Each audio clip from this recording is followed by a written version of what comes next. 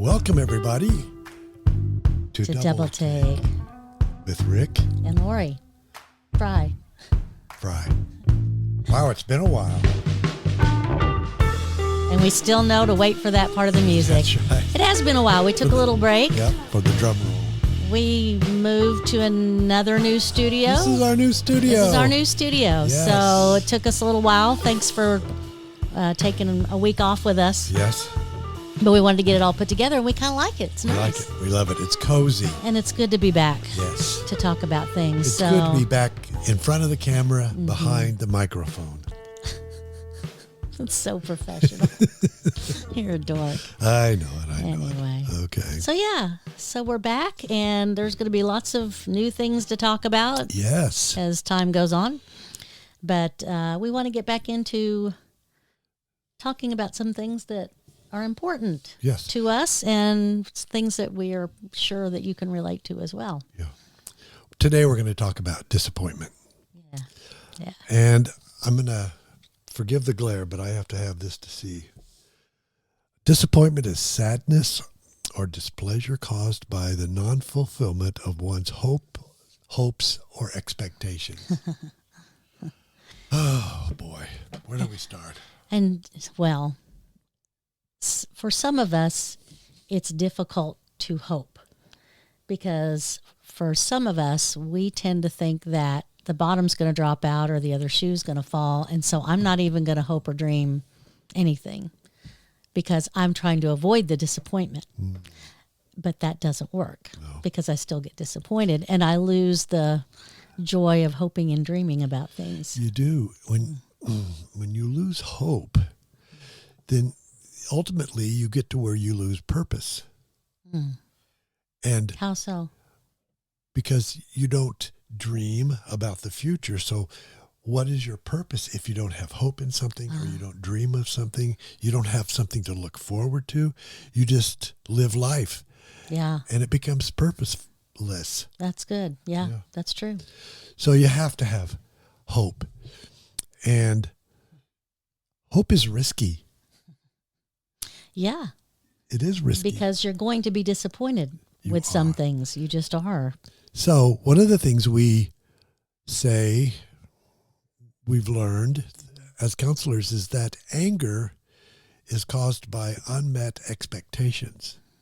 So that's more of an extreme than disappointment. Disappointment can lead to anger. Yes. Well, what's the difference between unmet expectations and disappointment, I guess is my question. Well, one's the cause and one is the effect. You have unmet expectations and you get disappointed. Yeah. Disappointment is an emotion, but it's also, I guess it's more of an emotion than anything else. And we don't want to feel it. We try lots of things to not feel disappointed. Well, emotions in general, but yeah, disappointment for sure. We don't want all those uncomfortable emotions. Yeah. And we think that for some reason we have control and so that we won't feel those things, but it's impossible. So what's something in your life you've been disappointed about? How much time do we have? We have an hour. Maybe not quite an hour. I don't know if I can, I have a list as you do. There are lots of things we've been disappointed in. We've been disappointed in people and in circumstances and in churches. I guess that's people again. And God. Yeah, okay. Yeah. Let's get right to it. Yeah, let's get right to it. Sometimes I'm disappointed that God has said, I'm going to do something, and his timing sucks. I'm sorry, but his timing sucks. Yeah. They're not falling out. They're okay. They're okay. Yeah. Those are new too. Yeah, we got new earphones. Yeah, well, and sometimes we just think God's going to do something, and when he doesn't do it, we blame him, even though he's probably going, I never said I was going to do that. Or we think it's going to happen a certain way. I mean, we've talked about The Chosen before. In fact, that was the last podcast we talked about. But in the not just in The Chosen, but in real life, the Jews thought that the Messiah was going to be a a warrior that was going A to, deliverer. yes, that was going to stop Rome from ruling them. Yes. And so they knew the Messiah was coming, and they were right that the Messiah was coming. But because he didn't come how they expected it, they missed him, and they still miss him. Yeah. So that's just an example of thinking God's going to do something one way, and he ends up doing it a completely different way. Yeah. And we get disappointed and or angry. Yes. Yeah. So what's something that's caused you to be disappointed? Sorry. Well, I'm thinking about that. There are a lot of things that disappoint me. Not me, of course. Of course, that has never happened. Never will happen. That was good.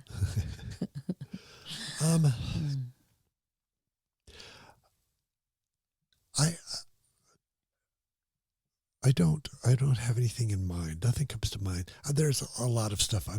Sometimes I'm most disappointed in myself. Oh, well, yeah, there's that. Yeah. Yeah. Because I feel like I ought to do things better. Not think some of the stuff that I think in my head. And that's you say out loud sometimes. Sometimes I do. But That's true. That's a really good point. We get really disappointed in ourselves probably more than anybody else. yeah. But honestly, underneath that, isn't that also a disappointment in God? Because we're somehow flawed or less than, or God's not changed me. I think you could take that to God as well. You could. But mostly I blame me. Yeah. I am the one person on this planet that I get the most angry at. That's true. That's true. And it's because I disappoint myself. I disappoint my behavior. I'm disappointed in how sometimes I'm disappointed in my work ethic. There's lots of things for us to be disappointed with ourselves. Well, and when things happen in life, speaking for myself, and I remember I went through a really rough time a decade or so ago. And I remember being completely emotionally overwhelmed. Yeah. I remember feeling betrayed. Well, I was betrayed. There was a lot going on, and I was so emotional, and it was like I couldn't get it together, as if I was supposed to get it together. But I remember telling myself, you're a counselor. You should be able to deal with this stuff. You help other people deal with this. Why can't you? Yeah. Well, when you're and that's why people see counselors. When you're in the middle of something, you need somebody that's in it with you, but yet objective enough to be able to help you through it. Yes. So, and we're not supposed to handle life. I don't care how trained you are or how much disappointment or trauma you've had. We're not built to handle it Tell us ourselves. Yeah. What does it mean to handle? Yeah. That's a good question. I guess not let the emotions get the best of you, not lash out at people or yourself, not lay in the floor and cry for 3 hours, being able to function well and to be unmoved by whatever is going on. By circumstances. Yes. Yes. By not experiencing the joy that we have in our relationship with Christ. Yeah. Well, it's hard to find the joy. Yes, it is. It is hard. Yeah. And it's important to understand the difference between happiness and joy. Okay. Happiness is circumstance-based. Joy is what God gives us through the Holy Spirit and that relationship. And the joy comes from peace, being at rest where God has you. And sometimes he takes us to hard places. And sometimes other people take us to hard places, or we take us to hard places. Yep. But he doesn't let us go there alone. No. And he typically doesn't let us stay there. What are you doing? Well, my cord fell off the back. I'm adjusting my cord. Yeah, new studio, new stuff. New stuff. Forgive us. we're gonna get Those used of to you it. that are not watching, you're missing a lot of weirdness. I'm wiggling. Stop wiggling. I'm so disappointed for wiggling. So You're much. wiggling. Okay.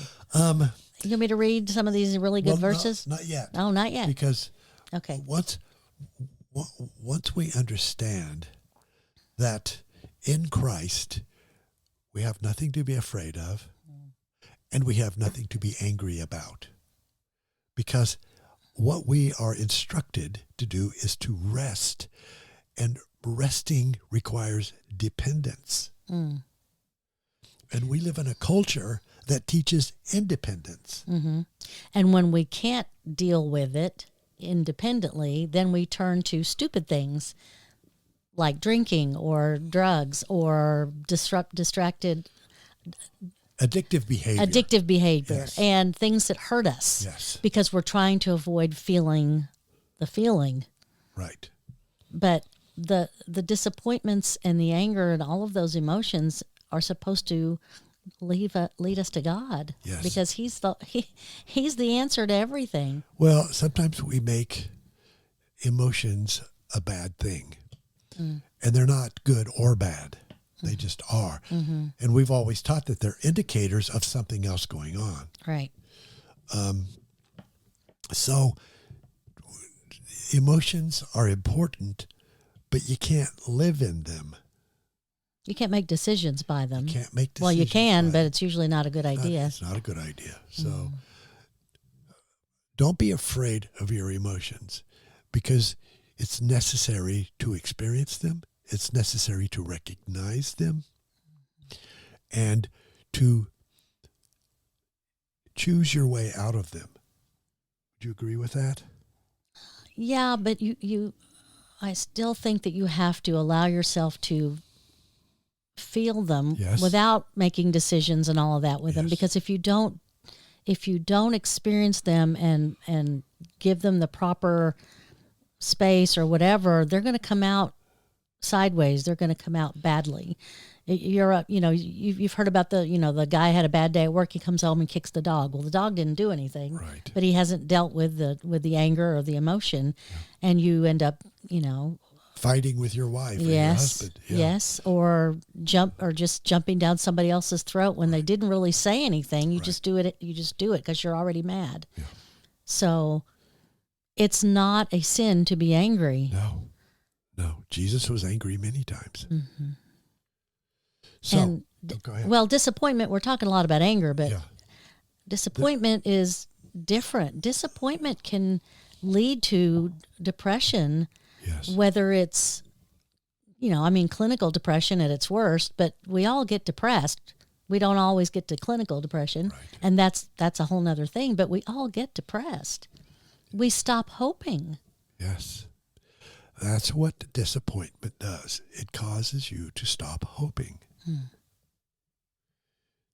Because we think it's safer. Yeah. Well, disappointment can be painful. Mm-hmm. Disappointment can be something you should avoid, but there are circumstances under which you cannot avoid it. Things happen. Pain happens. Pain happens. So how do you deal with that? Hmm.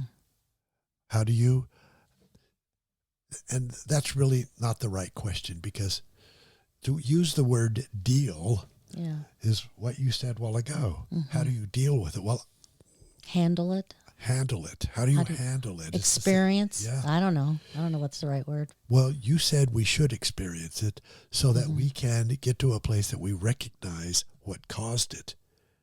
And then when we recognize what caused it, we can make a choice about, am I really disappointed in this? Is this something that I need to engage in so that it actually changes how I live my life, how I think my thoughts, how I make my decisions? We have to be able to recognize the thing that sparked the disappointment or the anger or the frustration. I don't know how many times I've said to myself, and other people have said, it was just a little thing. Why did it bother me so much? Why can I not move past this? Why is this still bothering me? Because it's not the one thing. Sometimes it's a pattern of things if you're talking about abuse or that sort of thing. But sometimes it's something that's connected to something that happened a long time ago. Sometimes, yes. That you've never let yourself feel it or forgive. And you have to acknowledge how bad it was before you can forgive it. Yes. So there's always something underneath it. And identity, we talk about identity so much. There's something in there that says, I am this. You're believing something about yourself. Good. That's good. I am a victim. I am weak. I am stupid. I am inadequate. I am irrelevant. Not smart. Yeah. And then, but underneath that is, well, if you're any of those things, what are you saying about who God is? Because if you're not important, then God's nowhere. God's not interested in you. God doesn't care. There's all sorts of places you can go with that. What was it you just said? If you are something, then that means God is necessarily something else. And that opens you up to doubt who God is. It opens you up to doubt if God loves you, if God is in you. Right. Because if I'm irrelevant or insignificant, that means I'm that way to God as well, which means God is just not interested in me. Yeah. Or he's tired of me, or he's lost his patience. You're not important anymore. One of the verses that we used to name this ministry after is John 17. And I think in the 14th verse, it says, I do not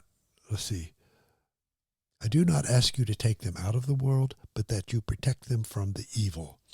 Now, most translations add the word one to that. And if it's in your Bible and it's italicized, then it's an added word. And it's not in the original text. So what is the evil that Jesus is praying that we're protected from? Is it Satan? I don't think so. Is it? Because that would be the evil one. Yes, that would be the evil one. So what I feel like God told me when I pursued that for a long time. What does it mean? What does it mean? Why is it not the enemy? Why? And the enemy can influence us.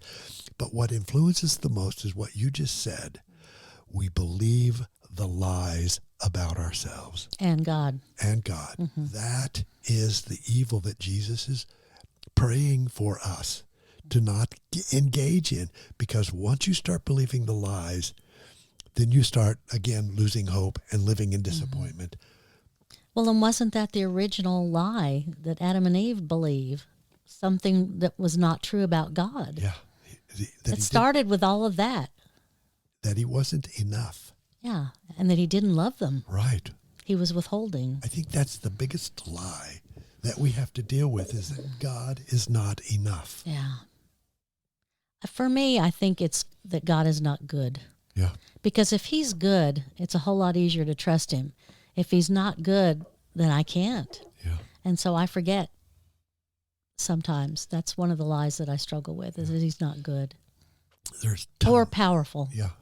And I struggle with the lies that I'm not good enough, that I'm not smart enough or fast enough, or I struggle with that. So, what is the way, how has God provided us a way to get out of disappointment and get out of all of these things that go with that? Anger, bitterness, everything that... One more thing before I go there. The other part of the evil is that what these lies do to us is that they distract us. They distract us from the truth about who we really are. Because once you engage in the lie, God's not enough, or I'm not good enough, then you take your eyes off of Christ, off of the hope of glory, and you put them on yourself. And what's going on. And what's going on. So it's so important for us to recognize that the lie of disappointment is a distraction to keep us from realizing how much God does love us. Yeah, yeah. And when you're in the middle of disappointment and there are things swirling that are too big to you can't, your head is swimming, you can't think about anything else. Right. it's easy to say, well, God's been nowhere. Whereas I've had clients come in and say, well, I don't know where God was in that time in my life. Yes. I don't know where God is now. And so I will ask them about the rest of some other parts of their lives, and they'll be telling me things, and I can hear where God was in that. Yes. And sometimes I just point it out to them. Well, who said that to you? Who did that? How did that happen? Yeah. Who said you were naked? Yeah. Well, but I'm talking about seeing God. Yeah. And because they don't see where he was in their lives. So we have to point that out. Well, when this thing happened, I remember during my counseling training, we had a woman that helped us train, and she was telling her story. And she was talking about she was terribly abused as a child. I mean, all sorts of awful things happened to her. But in the middle of, and by her parents, but in the middle of that, there was a woman in the neighborhood that became her babysitter. And that was the woman that loved her and took care of her and actually told her about Jesus. But her parents were doing horrible things to her, but God provided that woman in her life during it. So God was still there. He was still attuned to what was happening to her. He didn't abandon her. True. Her parents made the choice to be evil to her. God didn't. Right. So anyway, it's just a point of, even if you're disappointed or angry or whatever it is, let's look back, just like David did in the Psalms, and say, but I remember when this thing happened. I remember, God, when you did this. I remember that. So I'm gonna be mad and say all sorts of things right now because I'm really not happy. But then I'm gonna go to, but I remember when you did this, and I know who you are and the truth about you. I'm gonna repeat the truth about you, that you love me as much as you love Jesus. And I'm going to, it's not up to me to cure my disappointment, but I do get to choose what I also put my mind on. Yes. Yes. But it's up to God to do the healing. It is. It's up to do the healing. I wonder, there was a time in my life when I was trapped in an addiction, and I've talked about it before. And I would pray for God to free me from it. And there was one time when I prayed this, God, free me. I hate this. Get me out of this. And he said to me, you're not ready. And I was devastated by that. You're not ready. And I lived in that addiction for another 2-3 years. And I prayed again, God, free me from this. And he said to me, you are free. You've been free the whole time. You just didn't believe it. And when I told you you weren't ready to believe you were free from it. You were free from it. And we sit in this jail cell with the door wide open, thinking we are prisoners. We are held captive by our distractions. And God said, and Jesus prayed, that we have them removed, that we are protected from the evil of the distractions. I think that's a mind blower for me. I think it was a mind blower for me, because then I understood I am a man free to live in God's love, God's grace, God's mercy, God's acceptance, God's intelligence. Mind of Christ. The mind of Christ, yes. So that freedom exists for all of us. But you have to be ready to receive it. You have to be ready to believe it. And are you? Are you ready? I think we are. I think we are ready to receive that truth. What are you thinking? Well, just like you said before, you weren't ready. We may not be ready to forgive someone or to let that hurt go just yet. And I think it's more than just saying, okay, I'm done. Yes. I'm through. Yes. But it's also not a wait till you can feel the emotion of forgiving, until you, it's different for everybody. And I don't think you can rush it. And I think God knows what you need to be ready. But it is there for you. Yes. but you don't, to just say I'm accepting this now and everything's fine. I mean, that's not gonna. We're not saying that. No. We're not saying that. I'm saying God has provided it for you. Are you ready to receive it? I was not at the time. Yeah. That first time, Right. I asked for it. Right. And mainly because I didn't believe I was free. And Well, you were probably still beating yourself up over it. Yes. You didn't, and so you didn't believe the truth about you, Right. that you were free, and the truth about God. And it's not that God leaves us in something to be miserable. He leaves us in something to train us out of it, to love us out of it. I like that better. Yep. Yeah. One of the lies that I believed about God for a long time, and it still crops up here and there, was that God was harsh. And that just came from a certain circumstance in my life where I realized I was afraid because I thought that God was saying, you're going to go through this. If you're scared of it, I'm going to bring you through it and you're going to deal with it. And to me, that was harsh. Yeah. And I didn't realize that's what I was believing about God. So one of the things that I try to remember now, that it's a little easier to remember now, is that he is gentle. He is gentle. Not just good, but he's gentle. What's the verse where it says a smoldering wick he won't quench and a bruised reed he won't break and all of that? He's gentle. Yes. So he's not standing over us, tapping his foot, saying, are you going to get over this or not? No, he does not. When you're disappointed, he's not saying, okay, snap out of it. Okay. Get over it. Mm-hmm. No, he's not saying that. No. Oh, I had a thought and I lost it. Oh, darn. Darn it. Would have been great. I think that having defined disappointment is enough for today. Okay. And then next Because I'm disappointed that and we're next- done. And next weekend we'll talk about how to deal with disappointment or how to let God. What does God say about disappointment? Yeah, what does God say about this? How about that? Yes. So in the meantime, that was loud, but it's so good. Yep.